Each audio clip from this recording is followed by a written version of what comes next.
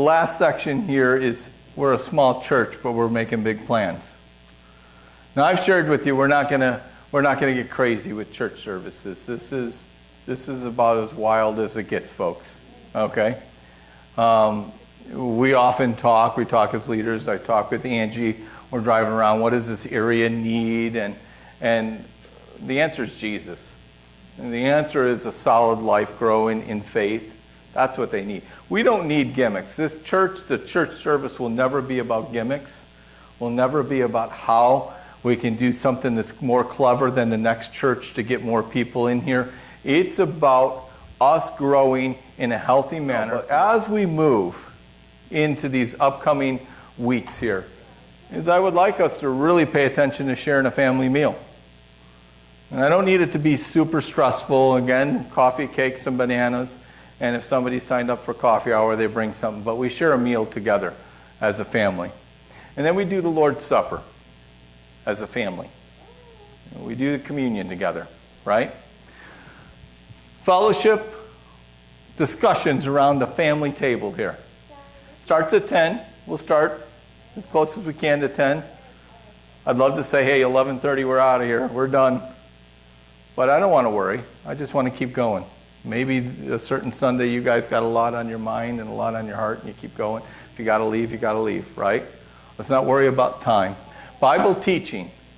As we start to move into Soul Connect, there will be some Bible teaching, Bible reading that we'll do during the week and then teach on it on the Sundays, right? Family integrated, but I also want life application.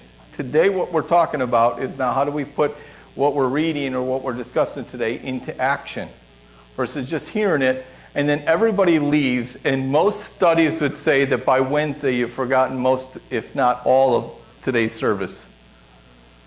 So how do we put things into action right away before the evil one snatches it from us, right?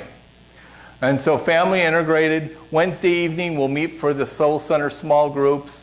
And then once per month. So if we're doing this Lord's Supper, we're doing communion every Sunday. We used to have that reserved for the first Sunday of every month.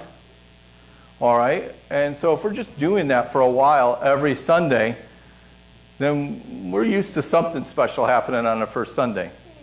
I would say, why don't we focus on the first Sunday of every month, that being our evangelism service. So if you know somebody, a family, a friend, a neighbor, a coworker, get somebody here. Or at least they hear the message. They get the fellowship with us. So the first Sunday of every month is an evangelism Sunday here. Guess what next week is? It's Evangelism Sunday. I'm so glad you're paying attention. So invite somebody to come with you next week. Our church will grow if people see a new life in you and you're growing. And I know this, that we will have 0 people here next week if we never ask anybody to come. If we ask, the worst they can say is no, or say yes and not come. That's okay. We'll leave that to the Lord, but you got to ask. Let's all commit to asking somebody to come to church next week, right? And so once a month we'll do that.